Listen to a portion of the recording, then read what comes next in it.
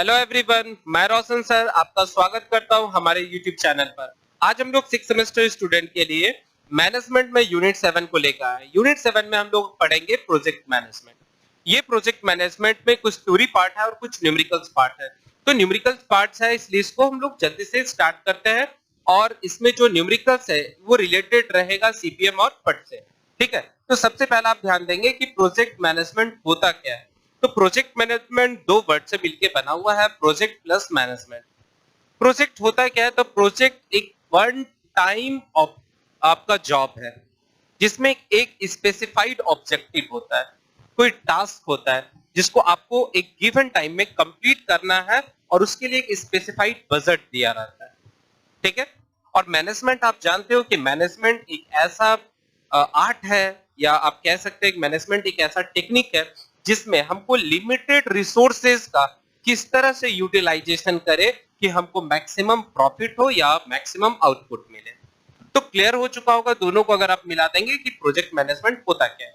चलिए अब डिफिनेशन से इसको क्लियर करते हैं कि प्रोजेक्ट मैनेजमेंट है क्या। कहता है कि project management is the way, मतलब प्रोजेक्ट मैनेजमेंट एक ऐसा तरीका है, way a person organize and manage the resources that are necessary to complete a project. Project is handled by a project management. देखिए क्लियर किया हुआ है, कह रहा है कि प्रोजेक्ट मैनेजमेंट एक ऐसा तरीका होता है जिसमें कोई आदमी जो है वह अच्छे से किसी चीज को ऑर्गेनाइज करता है, मैनेज करता है। किसको करता है? तो मैनेज रिसोर्सेज को करता है। रिसोर्सेज क्या क्या रूप में हो सकता है? तो हो सकता है रिसोर्सेज मटेरियल के रूप में हो सकता है रिसोर्सेज मशीन के रूप में हो सकता है रिसोर्सेज मैन के रूप में हो सकता है रिसोर्सेज मनी के रूप में हो।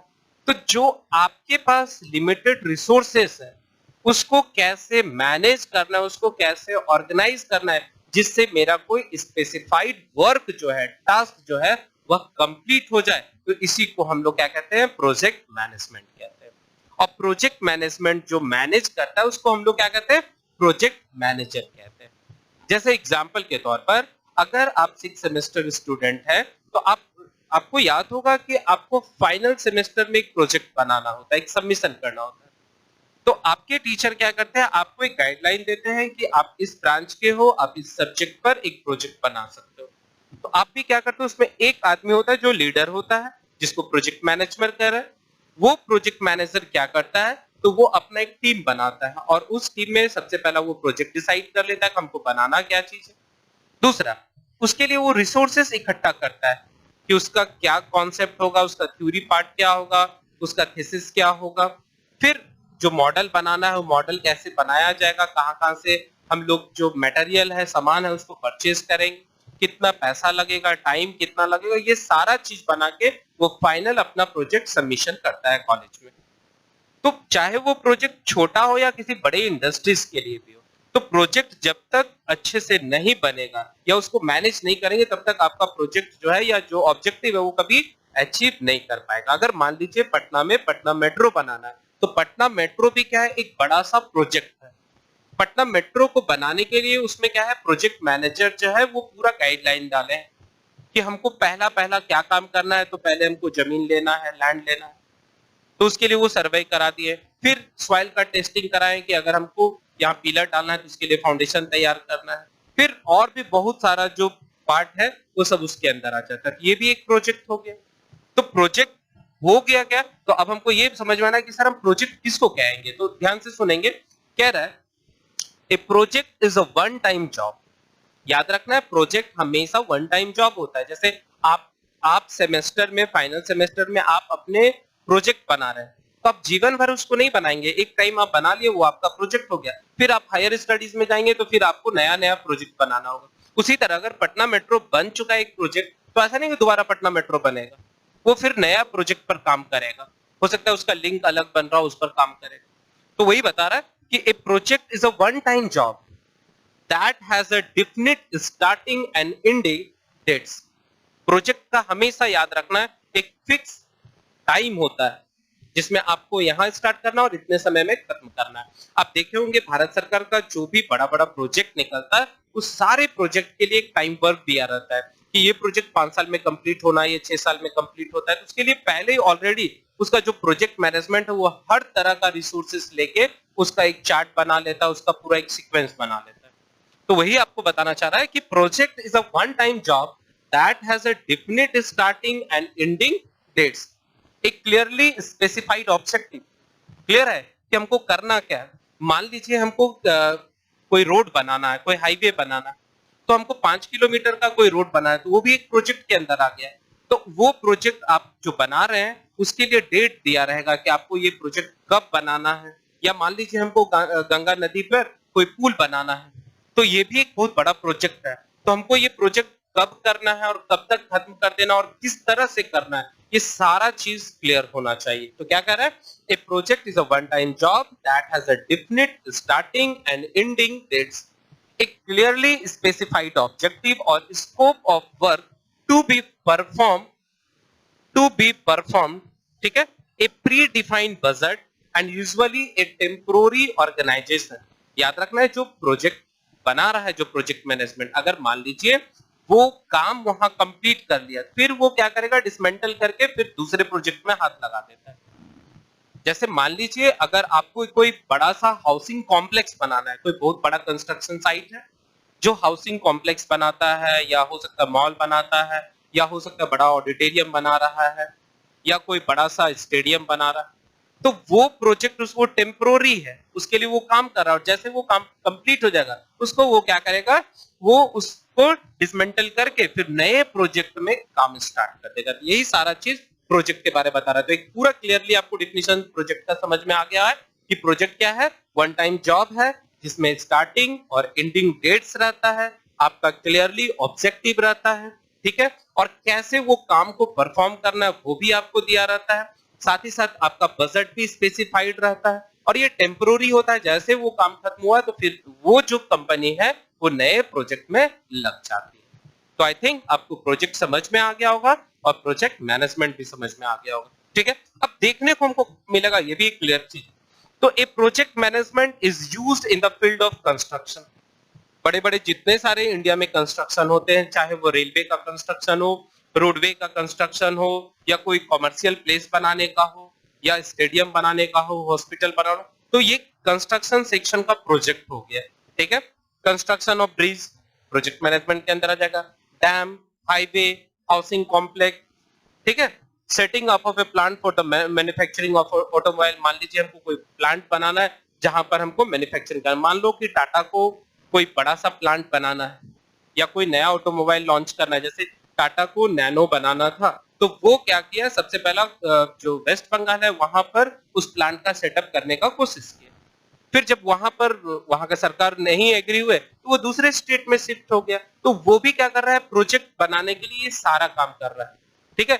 बड़े बड़े इंडस्ट्रीज इंडिया में अगर सेटअप होता है तो वो भी एक प्रोजेक्ट के साथ आता है। तो कहां आपको देखने को मिलेगा, तो प्रोजेक्ट मैनेजमेंट आपको construction of bridge, dam, highway, housing complex, या मैन्युफैक्चरिंग प्लांट के लिए जैसे ऑटोमोबाइल हो गया, सीमेंट फैक्ट्री हो गया, शुगर फैक्ट्रीज हो गया, पावर हाउस हो गया, टेक्सटाइल एक्सेट्रा, ठीक है।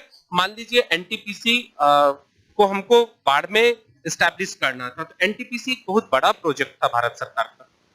तो उसके लिए भी क्या किया कि एनटीपीसी अगर बाढ़ में हमको बनाना है तो सबसे पहला उसका एक बहुत बड़ा प्रोजेक्ट बना था कि बिहार में कोई बड़ा सा बिजली कारखाना नहीं है, ठीक है, उद्योग नहीं है। तो वो क्या किए, वहां यहाँ की सरकार और केंद्र सरकार मिलके जो है बाढ़ थर्मल पावर कॉर्पोरेशन का जो है वह स्टेब्लिशमेंट करा है। तो उसके लिए भी एक बहुत बड़ा प्रोजेक्ट बना था, ठीक है। तो अब हम लोग पढ़ेंगे कि एक और डिफिनेशन हम लोग प्रोजेक्ट मैनेजमेंट का देख लेते हैं और पढ़ेंगे कि कौन कौन सा टूल्स है जिसके द्वारा हम लोग प्रोजेक्ट मैनेजमेंट कर सकते हैं, ठीक है। चलिए तो एक और डिफिनेशन हम लोग देखेंगे कि प्रोजेक्ट मैनेजमेंट होता है। तो देखिए क्या कह रहा है, आपको बता रहा हूं कि एक ही टॉपिक का बहुत सारा डिफिनेशन आप अच्छे बना सकते हैं, आपको जो आसान लगेगा आप उसको याद कर सकते हैं, ठीक है। तो कह रहा है कि project management is defined as planning. देखिए प्लानिंग क्या होता है, कोई भी काम करने से पहले आप उसका एक सीक्वेंस बना दिए, ठीक है।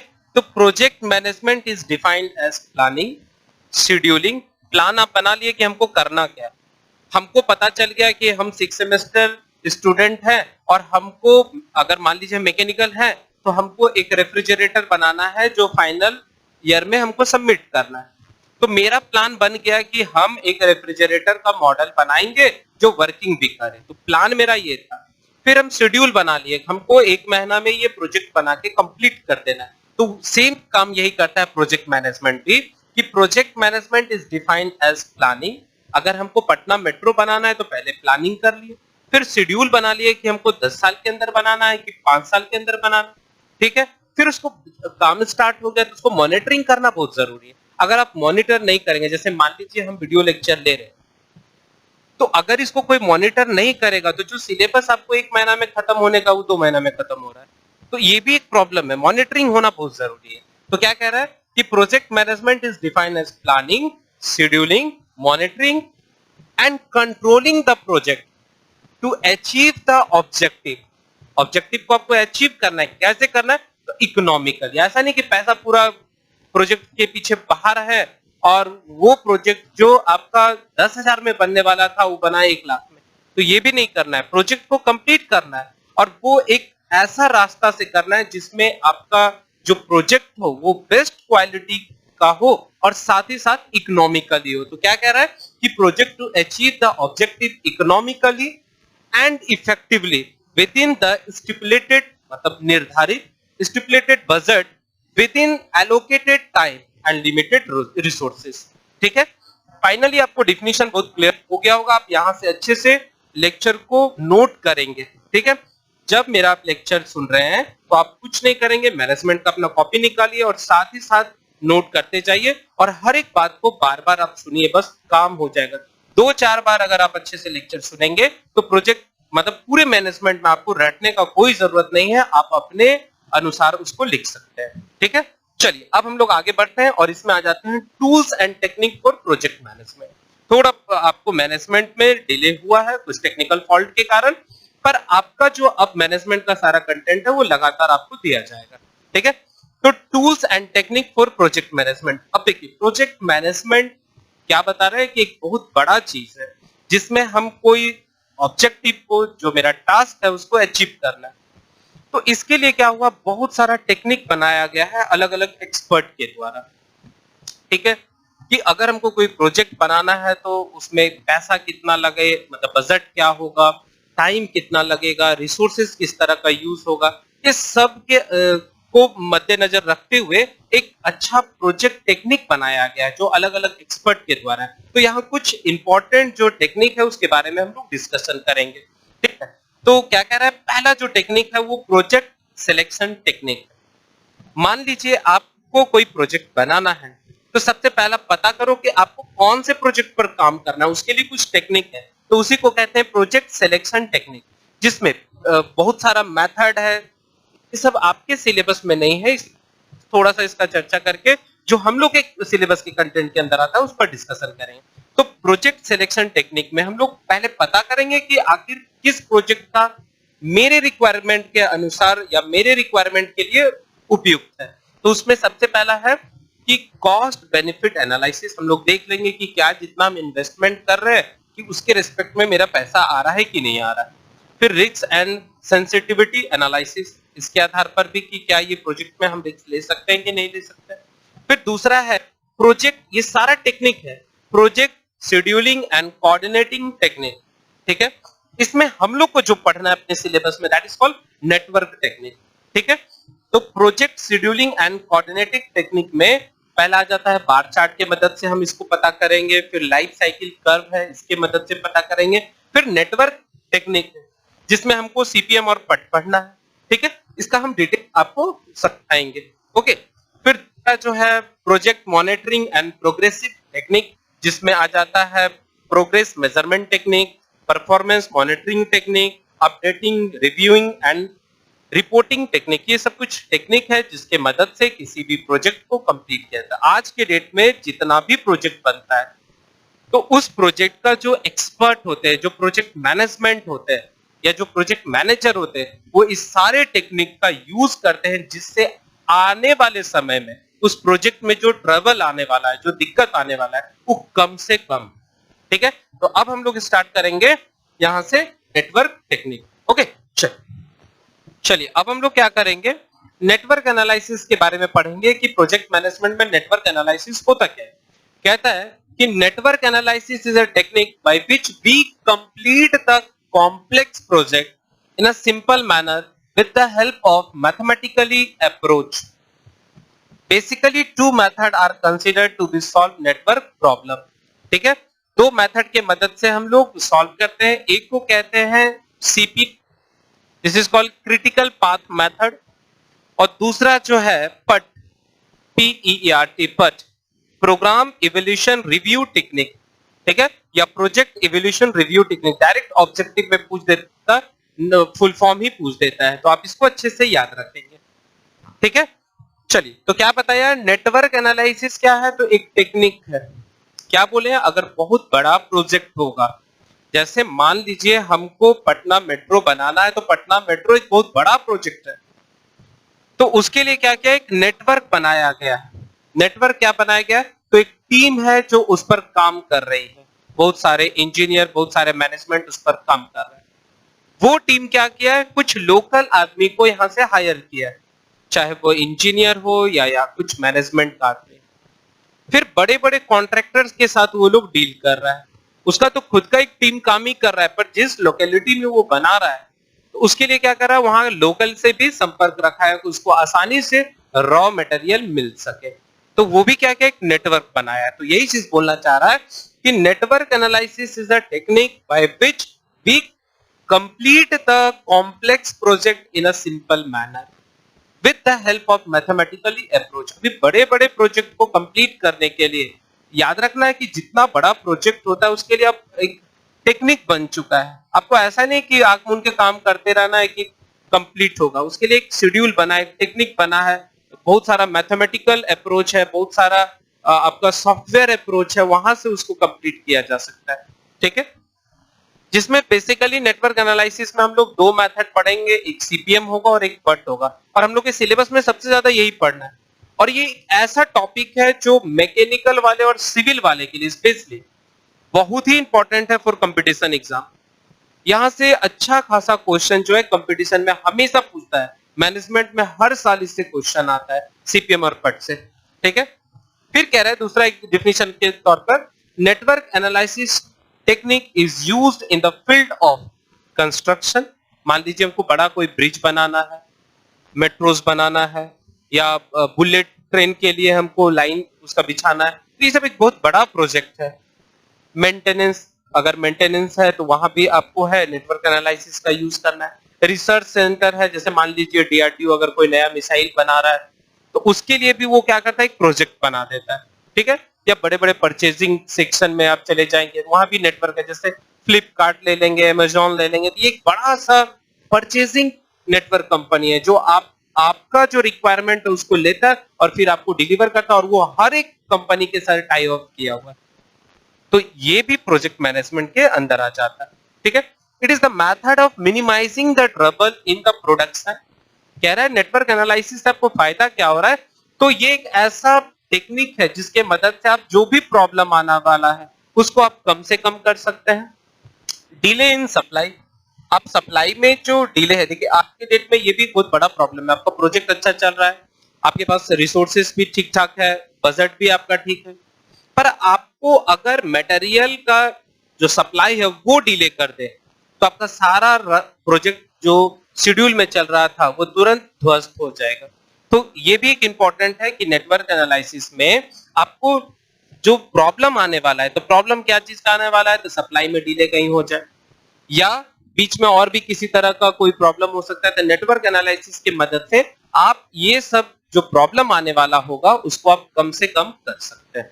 ठीक है, by determining critical factor and coordinating various parts of the overall job. ठीक है, नेटवर्क एनालिसिस की मदद से आप क्या कर रहे हैं, बहुत सारे चीज पर कोऑर्डिनेशन कर रहे हैं। अगर मान लीजिए उस जगह से रॉ मटेरियल नहीं आया, तो आपके पास ऐसा लिंक बना है कि आप दूसरे जगह से भी मंगा सकते हैं। ठीक है, अब हम लोग आज पढ़ेंगे basic term related to network. तो basic term related to network में सबसे पहले हम लोग को पढ़ना है नेटवर्क होता क्या है, दूसरा एक्टिविटीज क्या होता है, इवेंट क्या होता है, एक्टिविटीज क्या होता है। आप देखे होंगे अभी बहुत बड़ा ऑनलाइन सेंटर सब जो है, वो एक सेंटर खुल गया है और वो क्या क्या सारे कंपनी के साथ टाई अप कर लेता है और अगर जो कंज्यूमर कस्टमर है वो किसी चीज का रिक्वायरमेंट चाहता है तो वो हर एक चीज आपको सप्लाई दे देता है। क्यों? क्योंकि उसका एक नेटवर्क बहुत स्ट्रांग बना हुआ है।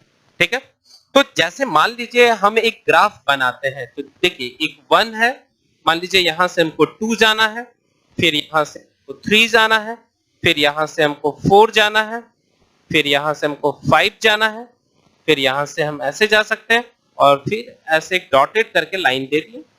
चलिए, तो ये मेरा एक नेटवर्क बन गया। इसका मतलब है कि अगर हमको कोई काम करना है, कहां से 1 से 5 तक करना है, तो देखिए इसके लिए क्या क्या तरीका है। आप 1 से 2 वाला काम कर सकते हो, 2 से 4 कर सकते हो, और 4 से 5 करोगे तो आपका काम हो जाएगा। नहीं तो आप 1 से 3 कर लो, 3 से 5 कर लो, तब भी काम हो जाएगा। नहीं तो 1 से 2 कर लो, 2 से 3 कर लो और 3 से 4 कर लो, तब भी काम हो जाएगा। तो ये इसी को हम लोग कहते हैं नेटवर्क। तो आपको क्या दिया रहेगा, तो आपको एक सीक्वेंस दिया रहेगा कि इस प्रोजेक्ट को करने के लिए मेरे पास ये सीक्वेंस है, और आपको टाइम भी दिया रहेगा, और आपको पता करना है कि इस प्रोजेक्ट को कंप्लीट होने में कितना समय लग सकता है। तो उसके लिए सबसे पहले आपको एक नेटवर्क बनाना पड़ेगा। तो नेटवर्क है क्या? तो नेटवर्क एक ग्राफिकल रिप्रेजेंटेशन है जिसमें स्टार्टिंग और एंडिंग पॉइंट होता है, और ये हमेशा याद रखना है क्लोज लूप का फॉर्मेशन करेगा। ये सब ऑब्जेक्टिव का बड़ा ही, इससे काफी ऑब्जेक्टिव क्वेश्चन आ सकता है। ठीक है, तो यहां से आपको समझ में आ गया कि नेटवर्क क्या है। तो नेटवर्क एक ग्राफिकल रिप्रेजेंटेशन है जिसमें स्टार्टिंग और एंडिंग पॉइंट रहता है। चल, नेक्स्ट क्या है? इवेंट। इवेंट होता है क्या है? तो इनिशियल से फाइनल, एक स्टार्टिंग पॉइंट होता है, एक एंडिंग पॉइंट होता है, उसको इवेंट कहते हैं। जैसे 1 एक इवेंट है, 2 एक इवेंट है, तो एक इनिशियल पॉइंट हो, एक फाइनल पॉइंट है, उसको हम लोग इवेंट कहते हैं। इसको नोड के नाम से भी जानते हैं। ठीक है, अब जैसे यहां पर हम लिख दिए 3, इसको कहते हैं एक्टिविटी। ये देखिए एक्टिविटी, इसका मतलब 1 से 2 प्रोजेक्ट को, 1 से 2 काम को करने के लिए हमको 3 दिन का समय लग सकता है, 3 घंटा का समय लग सकता है, 3 साल का समय लग सकता है। तो ये एक्टिविटीज क्या है? एक्टिविटीज जो है टाइम कंज्यूमिंग होता है, ये समय लेता है। ओके, नेक्स्ट है डमी एक्टिविटीज। डमी एक्टिविटीज कहने का मतलब है, सिंपल भाषा में आपको समझाता हूं। आप अगर किसी कपड़े की दुकान में जाते हैं तो आप नोटिस करेंगे कि एक स्टैचू रहता है और उस स्टैचू को कपड़ा पहना देता है। तो वो जो स्टैचू है वो कैसा है? डम्मी है। मतलब वो आपको शो करता है कि आप भी अगर इस तरह के कपड़ा पहनोगे तो आपका जो लुक होगा, इसमें फिटिंग जो होगा कुछ इस पैटर्न का है। तो उसी तरह डमी एक्टिविटीज क्या होता है? डमी एक्टिविटीज एक ऐसा एक्टिविटीज होता है जो ना तो टाइम को, ना तो रिसोर्सेस को कंज्यूम करता है, वो एक माध्यम है उस प्रोजेक्ट को कंप्लीट कराने का। जैसे मान लीजिए, अगर और एग्जांपल से आपको समझाने का कोशिश करता हूं, मान लो मेरा कोई दोस्त है, उसका कोई जमीन है और उसको बेचना है, तो वो क्या क्या हमको बोला कि सर आप देखिए, अगर आप उसको बेचवा देते हैं तो हम यहाँ याद रखना एक बीच का मीडिएटर नहीं है। ठीक है, उसमें नहीं हमको वहां से परसेंटेज दे रहा है, प्रॉफिट दे रहा है, बस वो एक माध्यम है। तो हम क्या किए, मेरे एक दोस्त जो है हमसे बात किए थे कि कहीं अगर जमीन बिकेगा तो हमको बता दीजिए। तो हम क्या किए, उसके बीच में एक लिंक का काम किए। उसी तरह डमी एक्टिविटीज क्या है? तो किसी भी प्रोजेक्ट को कंप्लीट करने के लिए एक माध्यम है जो ना तो टाइम, ना तो रिसोर्सेस को कंप्लीट करता है, कंज्यूम करता है। तो आई थिंक आपको अब हल्का फुल्का प्रोजेक्ट मैनेजमेंट और नेटवर्क एनालिसिस के बारे में समझ में आ रहा होगा। तो नेक्स्ट लेक्चर में हम लोग क्या करेंगे, नेटवर्क एनालिसिस को डिटेल में पढ़ेंगे, जहां पर बेसिक टर्म के साथ साथ हम लोग सीपीएम पट पर हाथ लगा देंगे। ठीक है, तब तक आप लोग मन लगा के पढ़ते रहिए और सारे को अच्छे से नोट करके, अदरवाइज आपको पीडीएफ भी जो है कमेंट बॉक्स में डाल देंगे, वहां से भी आप कॉपी कर सकते हैं। ठीक है, चलिए, थैंक यू।